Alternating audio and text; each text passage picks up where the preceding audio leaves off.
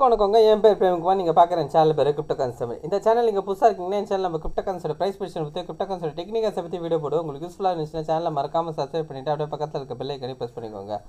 அது மட்டும் இல்லைங்க, நம்ம டெலிகிராம் சேனலில் ஜாயின் பண்ணாதாங்க லிங்க் நான் டிஸ்கிரிப்ஷனில் கொடுத்துருக்கேன். ஸோ மறக்காமல் ஜாயின் பண்ணிக்கோங்க. ஸோ வாங்க இப்போ வீடியோக்குள்ளே போகலாம்.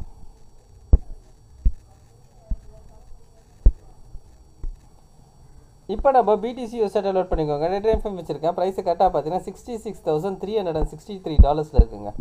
ஸோ ப்ரைஸு பார்த்தீங்கன்னா காலையிலேருந்து நல்ல ஒரு ஹெவியான பம்பு கொடுத்துருக்கு. ஓகேங்களா? ஸோ கிட்டத்தட்ட வந்து பார்த்தீங்கன்னா ஓப்பன் ஆன ப்ரைஸ் பார்த்தீங்கன்னா நம்மளுக்கு வந்து 65,700லேருந்து ஹை பார்த்தீங்கன்னா 66,900. ஓகேங்களா? கிட்டத்தட்ட 67,000 கிட்ட வரைக்கும் ப்ரைஸு மேலே போயிருக்கு. சரிங்களா? ஸோ இப்போது இந்த இடத்துல இன்றைக்கி வந்து ப்ரைஸ் வந்து மேலே போகிறதுக்கு அப்படின்றது பார்த்திங்கன்னா நம்மளுக்கு வந்து இன்றைக்கி காலையில் நம்மளுக்கு என்ன ஆயிருக்கு அப்படின்னு பார்த்தீங்கன்னா ஹாங்காங்கில் வந்து ETF வந்து அப்ரூவ் பண்ணிட்டாங்க அப்படின்னு ஒரு நியூஸ் வந்தோன்னா ப்ரைஸு பார்த்திங்கன்னா சிவியராக நல்லா பம்ப் ஆயிருக்கு. ஓகேங்களா? ஸோ இன்றைக்கி இந்த பம்ப்பு நடந்திருக்கு இல்லைங்களா? ஸோ நல்ல ஒரு அக்ரெசிவான பம்ப்பு கொடுத்துருக்கு. ஸோ இந்த மாதிரி இப்போ பம்ப்பு கொடுத்தது வந்து பார்த்திங்கன்னா எந்த லெவலுக்கு இது கரெக்டாக இருக்குன்றது தெரியலை. ஏன்னா மார்க்கெட்டில் என்ன நடந்துன்னு இருக்குது அப்படின்றது பார்த்திங்கன்னா ஸோ இந்த லோ இருக்குது இல்லைங்களா? ஸோ இந்த லோவை நம்மளுக்கு கட்டாய் க்ளோஸ் வைக்காத வரைக்கும் மார்க்கெட் பார்த்திங்கன்னா நம்மளுக்கு அப் ட்ரெண்டில் தான் இருந்தது. ஓகேங்களா? ஸோ இப்போ பார்த்தீங்கன்னா மார்க்கெட் வந்து இந்த லோவை வந்து கட் பண்ணி க்ளோஸ் வச்சுருக்கு. அது எங்கேருந்து வந்திருக்குன்னு பார்த்தீங்கன்னா ஒரு சப்ளைலேருந்து வந்து கட்டாய் கீழே க்ளோஸ் வச்சுருக்கு. சரிங்களா? ஸோ இது கட்டாக இங்கே கீழே க்ளோஸ் வச்சதுனால இன்னொரு விஷயம் நம்ம பார்க்க வேண்டியது என்ன அப்படின்னு பார்த்தீங்கன்னா இதுதான் லோவஸ்ட் பாயிண்ட், இதுதான் ஹையஸ்ட் பாயிண்ட். ஓகேங்களா? ப்ரைஸ் என்ன பண்ணியிருக்குன்னா இந்த ரேஞ்சுக்குள்ளே தான் ட்ராவல் ஆகுது. ஓகேங்களா? ஸோ ஏற்கனவே நம்ம பார்த்தீங்கன்னா ஒரு பெனண்ட் பேட்டர்ன் பார்த்தோம். ஸோ அந்த பெனண்ட் பேட்டர்ன் பார்த்தீங்கன்னா இப்போ ஃபெயிலியர் ஆயிடுச்சு. சரிங்களா? ஸோ இந்த பெனண்ட் பேட்டர்னுக்குள்ளே வந்து ப்ரைஸ் வந்து இருந்தது. அந்த பெனண்ட் பேட்டர்னை பிரேக் அவுட் ஆனவுடனே ப்ரைஸ் ஃபர்தராக என்ன பண்ணிக்கணும், ஒரு புல் பேக் கொடுத்துட்டு மேலே போய் இதை ஐயை உடச்சிருக்கணும். ஆனால் அது இதுக்கு மேலே இருந்த இந்த ஐயை கூட உடைக்க முடியாமல் மறுபடியும் பார்த்தீங்கன்னா ப்ரைஸ் வந்து ரிவர்ஸ் ஆயிடுச்சு. ஸோ ரிவர்ஸ் ஆச்சவன் அட்லீஸ்ட் இந்த லோவை உடைக்காமல் இந்த ரேஞ்சுக்குள்ளேருந்து மறுபடியும் வந்து ரீக்ளைம் ஆகி மேலே போயிருக்கணும். ஆனால் இந்த ரேஞ்சையும் ப்ரைஸு கீழே உடச்சி கீழே க்ளோஸ் வச்சுருக்கு. ஓகேங்களா? ஸோ அதனால் என்ன ஆயிடுச்சு இப்போதைக்கு அப்படின்னு பார்த்தீங்கன்னா இந்த பெனண்ட்டு நம்மளுக்கு இப்போ ஃபெயிலியர் ஆயிடுச்சு. ஸோ அதே மாதிரி இன்னொரு விஷயம் என்ன அப்படின்னு பார்த்தீங்கன்னா இந்த லைனை தூக்கி இப்படியும் அதே மாதிரி இந்த லைனை தூக்கி இந்த மாதிரியும் நம்ம வந்து வச்சு பார்த்தோன்னா இது கிட்டத்தட்ட நம்மளுக்கு என்னவா இருக்குது அப்படின்னு பார்த்தீங்கன்னா இந்த ஹை இந்த லோ இந்த ரேஞ்சுக்குள்ளேயே ட்ராவல் ஆகுது. ஓகேங்களா? ஸோ இந்த ரேஞ்சுக்குள்ளேயே ட்ராவல் ஆகுதுனால இது வந்து ஒரு ரேஞ்சு மார்க்கெட் இப்போதைக்கு நம்மளுக்கு. ஓகேங்களா? ஒரு கன்சல்டேஷன் லெவலில் இருக்குது மார்க்கெட்டு. ஸோ இந்த கன்சல்டேஷன் இருக்கிறதுனால என்ன நடக்கும் அப்படின்னு பார்த்தீங்கன்னா ப்ரைஸில் நம்மளுக்கு கீழேயும் மேலேயும் ஸ்டாப் லாஸ் அதிக முறையில் சேர்ந்துருக்கும். ஓகேங்களா? அப்போது என்ன பண்ணணும் மார்க்கெட்டு அப்படின்னு பார்த்தீங்கன்னா மேலே போகணும் அப்படின்ற பட்சத்தில் நம்மளுக்கு இதுக்கு லோக்கு கீழே வந்து அட்லீஸ்ட் ஒரு விக்காது அடிச்சுட்டு போயிருக்கணும். ஆனால் அந்த விக்கு வந்து அடிக்கவே இல்லை. ப்ரைஸ் என்ன பண்ணியிருக்கு இந்த லோவை கூட எடுக்காமல் அதுக்கு முன்னாடியே வந்து ஒரு விக் வச்சு திரும்ப மேலே போயிருக்க மாதிரி காட்டுது. ஓகேங்களா? ஸோ மேபி என்ன அப்படின்னு பார்த்தீங்கன்னா அதே மாதிரி இன்னொரு விஷயம் பார்க்கணும். வீக்லி கேண்டலில் பார்த்தோன்னா நம்மளுக்கு தெரியும். ஸோ வீக்லி கேண்டலில் பாருங்கள், இந்த ஒரு கேண்டல் எடுத்துக்கோங்க. இந்த ஒரு கேண்டலுக்கு மேலே இருக்க ஹை என்ன பண்ணிடுச்சு மார்க்கெட் வந்து ஒரு விக்கு மாதிரி விட்டு வெளில எடுத்துருக்கு. ஓகேங்களா? எடுத்துட்டு மறுபடியும் ப்ரைஸ் என்ன பண்ணுறது கீழே வருது. ஸோ இந்த லோக்கு கீழே வந்து மேபி எடுக்கிறதுக்கான வாய்ப்பு இருக்குது. இந்த ஹையை எடுத்துட்டான் இல்லைங்களா? அதுமாதிரி இந்த லோக்கு கீழே வர்றதுக்கான வாய்ப்பு அதிகமாகவே இருக்குது. ஸோ அப்போ அந்த லோ தான் பார்த்தீங்கன்னா நம்மளுக்கு இந்த லோ 59,000. ஓகேங்களா? ஒருவேளை நம்மளுக்கு இந்த 59,000 கீழே ப்ரைஸ் வந்தான்னா விக்கு மட்டும் அடிச்சானா கூட பரவாயில்ல, மார்க்கெட் மேலே போயிடும். ஒரு வேளை கேண்டலை க்ளோஸ் பண்ணிட்டான்னா அடுத்து இருக்க நமக்கு டிமாண்ட் ஏரியா எது அப்படின்னு பார்த்தீங்கன்னா 54,929லேருந்து 50,900. ஓகேங்களா? ஸோ அடுத்து இருக்க டிமாண்ட் வந்து இந்த ஏரியா தான்.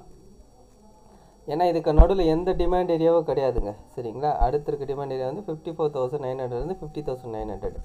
அதே மாதிரி இதில் ஒரு விஷயம் என்ன அப்படின்னு பார்த்தீங்கன்னா ப்ரைஸ் இந்த ஹையை தொட்டுட்டு மேலே போயிடுமா அப்படின்னு கேட்டிங்கன்னா மேலே போயிடுச்சுன்னா சந்தோஷம். ஆனால் இதுலேயும் இன்னொரு விஷயம் என்னென்னு பார்த்தீங்கன்னா, இதுக்கு கீழே நம்மளுக்கு பார்த்தீங்கன்னா ஒரு பேஸ் மாதிரி ஒரு கன்சல்டேட் மாதிரி இருக்கு இல்லையா? அப்போ என்னென்னா இதுக்கு கீழேயும் நம்மளுக்கு ஸ்டாப் லாஸ் இருக்கும். இது கீழேயும் நம்மளுக்கு ஸ்டாப் லாஸ் இருக்கும். மேபி இதுக்குள்ளே வந்துட்டானா இது இந்த டிமாண்டு கீழே விற்க வச்சுட்டு கூட மறுபடியும் மேலே போகிறதுக்கான சான்சஸ் இருக்குது. ஓகேங்களா? ஸோ இப்போ போகிறவன் அப்படியே போயிடணும், ரிட்டர்ன் கீழே வரக்கூடாது, அப்படியே மேலே போயிடணும். அப்படியே மேலே போய் கேண்டலில் போய் 74க்கு மேலே க்ளோஸ் வச்சிட்டான்னா ஓகே, ஹாப்பி. ப்ரைஸ் வந்து நம்மளுக்கு வந்து அப் ட்ரெண்ட் அப்படியே கண்டினியூஷன் ஆகிடும். ஆனால் இவன் வந்து திரும்பவும் வந்து யூடர்னை போட்டு கீழே வரான்னு வச்சுங்களேன், வந்தானா இந்த லோக்கு கீழே என்ன ரியாக்ஷன் ஆகிறான்னு பார்க்கும். இந்த வாட்டி திரும்பவும் கீழே யூடர்ன் போட்டு வந்தானா கண்டிப்பாக இந்த லோ எடுப்பான். ஓகேங்களா? இந்த லோ எடுத்துட்டு தான் நம்மளுக்கு வந்து அடுத்து வந்து ஃபர்தராக வந்து மேலே போகிறதுக்கு சான்சஸ் இருக்குது. அதனால் இந்த லோ அண்டை வந்து என்ன ரியாக்ஷன் கொடுக்க போகிறான்றது பார்க்கும். அது மட்டும் இல்லாமல் 4 ஹவர் கேண்டலில் பார்த்தோம்னா நம்மளுக்கு இந்த இடத்துல வந்து ஒரு சப்ளையும் அதே மாதிரி இங்கே ஒரு சப்ளையும் இருக்குது. ஓகேங்களா? அடுத்தடுத்து சப்ளைஸ் இருக்குது. ஸோ அந்த சப்ளைலேருந்து வேறு லைட்டாக ரியாக்ட் பண்ணுறான் மார்க்கெட்டு. சரிங்களா? ஸோ ஆக்சுவலாக பார்த்தீங்கன்னா ஒரு என்னென்னா ஒரு நல்ல ஒரு கன்ஃபியூஷன் ஸ்டேஜில் தான் மார்க்கெட் இருக்குது. ஏன் அப்படி சொல்கிறேன் அப்படின்னு பார்த்தீங்கன்னா, மார்க்கெட்டில் நம்மளுக்கு இப்போ என்ன அப்படின்னு பார்த்தீங்கன்னா, இந்த வாரம் பார்த்தீங்கன்னா நிறைய ஃபண்டமெண்டல் நியூஸஸ்லாம் வேறு இருக்குது. ஸோ ஃபார் எக்ஸாம்பிள் பார்த்தீங்கன்னா இஸ்ரேல் ஈரான் வார், அதுக்கப்புறம் பார்த்தீங்கன்னா இந்த இது ETF அப்ரூவல் வேறு நடந்திருக்கு. அதுக்கப்புறம் இந்த வாரத்தில் நம்மளுக்கு ஹால்விங் வேறு இருக்குது. ஓகேங்களா? ஸோ நிறைய மார்க்கெட்டில் வந்து ஃபண்டமெண்டலாக இருக்கிறதுனால ஸோ எப்படியோ ஒரு ரோலர் கோஸ்டர் ரைடு தான் வரதுக்கான சான்சஸ் இருக்கிற மாதிரி இருக்குது. ஸோ வீக்லி கேண்டலில் பார்த்தோன்னா என்ன நடக்குது பாருங்கள். ஸோ வீக்லி கேண்டல் பார்த்தீங்கன்னா நம்மளுக்கு போன வார கேண்டல் பாருங்கள், ஒரு சப்ளை இவன் வந்து சாதாரணமாக விழுந்திருந்தா கூட பரவாயில்ல, ஒரு சப்ளையை தொட்டு விழுந்திருக்கானா அதுதான் கொஞ்சம் இடிக்கிற மாதிரி இருக்குது. பாப்பா எப்படின்ட்டு. ஸோ இந்த கேண்டல் பாருங்கள், இந்த கேண்டல் நம்மளுக்கு ஒரு ஸ்ட்ராங்கான ஒரு பியரிஷ் கேண்டலாக ஃபார்ம் ஆயிருக்கு. அதாவது ஸ்ட்ராங்கானது கிடையாது, ஒரு என்ன விக்கு போட்டு ஒரு பியரிஷ் கேண்டலாக ஃபார்ம் ஆயிருக்கு. ஆனால் வந்தவன் நம்மளுக்கு இந்த லோவை எடுக்கலை. ஓகேங்களா? இந்த ஹைக்கு மேலே இருக்க ஸ்டாப் லாஸை ஆன் பண்ணிட்டான். அவன் மேலே தானே போகணும், மேலே போகிறதுக்கு இந்த லோவை அட்லீஸ்ட் எடுக்கணும் இல்லையா? அந்த லோவை அவனால் எடுக்கலை. ஓகேங்களா? எடுக்காமல் இப்போ என்ன பண்ணியிருக்கான், மார்க்கெட்டை கொஞ்சம் மேலே திருப்பியிருக்கான். சரிங்களா? இப்போதைக்கு என்ன அப்படின்னு பார்த்தீங்கன்னா, இந்த ஸ்பின்னிங் டாப் இருக்குது இல்லைங்களா? ஸோ இது ஸ்பின்னிங் டாப் தான். இது இந்த கேண்டலுக்கு மேலே போய் கேண்டல் கட்டாகி க்ளோஸ் வச்சிடணும். இந்த வாரம் க்ளோஸ் வச்சுட்டா, அதை 74க்கு மேலே க்ளோஸ் வச்சுட்டா நம்மளுக்கு பிரச்சனை கிடையாது. ஓகேங்களா? அதே மாதிரி இதுக்கு கீழே வந்தான்னா வீக்கஸ்ட்டு மேலே போய் இதுக்கு மேலேயே போய் இந்த வாரத்தில் க்ளோஸ் வச்சிடணும். அப்போது நம்மளுக்கு பிரச்சனை இல்லை. ஆனால் இது கீழே வந்து கேண்டலில் க்ளோஸ் வச்சிட்டான்னா நம்மளுக்கு ப்ராப்ளம் தான். மறுபடியும் ஒரு ரவுண்டு கீழே வந்துட்டு அதுக்கப்புறம் பம்ப் ஆகும். ஓகேங்களா?